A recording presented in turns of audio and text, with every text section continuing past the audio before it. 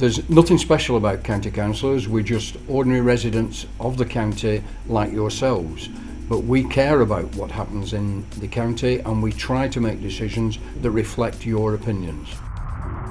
When I was about 30, there was an issue in the street I lived in and I tried to contact my local authority to get something done, and unfortunately not a lot happened, so I thought, well, the best thing to do is do it myself. I was involved a little bit in student politics when I was down at university, but I also kept involved with local politics when I came home, and I thought, well, there's a lot of people at these meetings that sometimes seem to complain about a lot of things but don't necessarily do anything about it. That was just as much councillors as members of the public.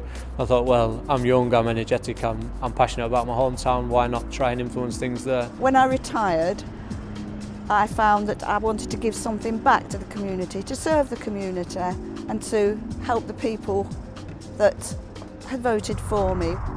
Your county council has 3 roles: to represent you in the division that voted for him or her, to lead the community, to be a voice in the community, and to make decisions within the county council mechanisms on your behalf.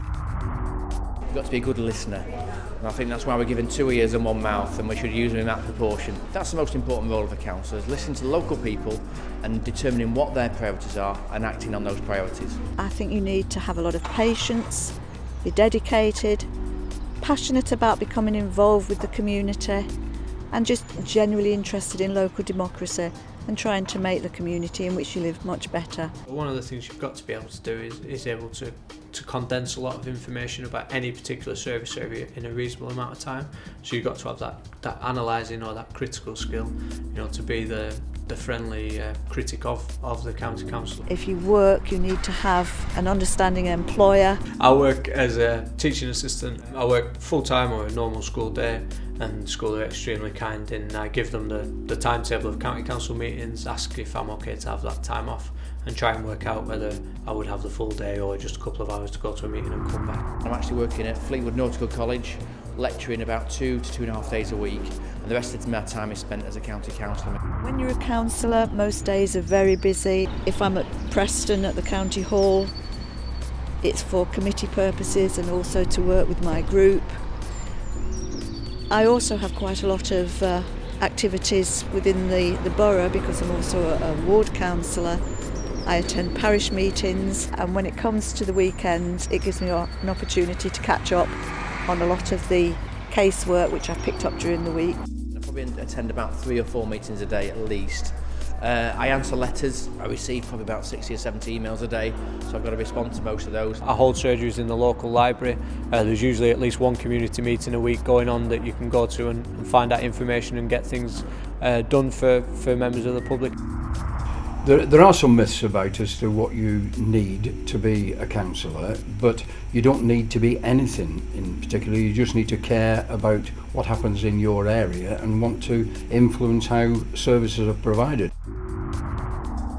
When I first got on the council, I was only 23. I thought perhaps I was going to be on my own or slightly isolated because of my age, but that's not the case at all. You meet some absolutely incredible people, you get a massive opportunity to try and change where you live, and you'll get an incredible chance to do some things that perhaps you probably never thought you'd be able to do in your entire life.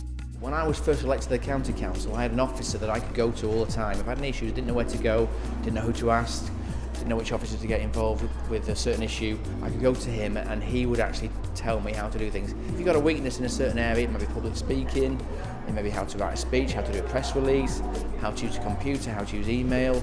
There is help and advice and support on that, so don't ever be put off standing for council because you can't send an email.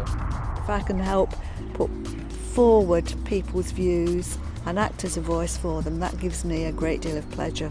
When I get home, on my answer machine, I usually see there's someone left me a message, and it's never anyone ringing me up to say, Tim, you've done a great job today. It's usually a complaint about something, but if I can solve that problem for the individual, then I've done a good job. You take the rough with the smooth, but overall it is the most rewarding thing you can do.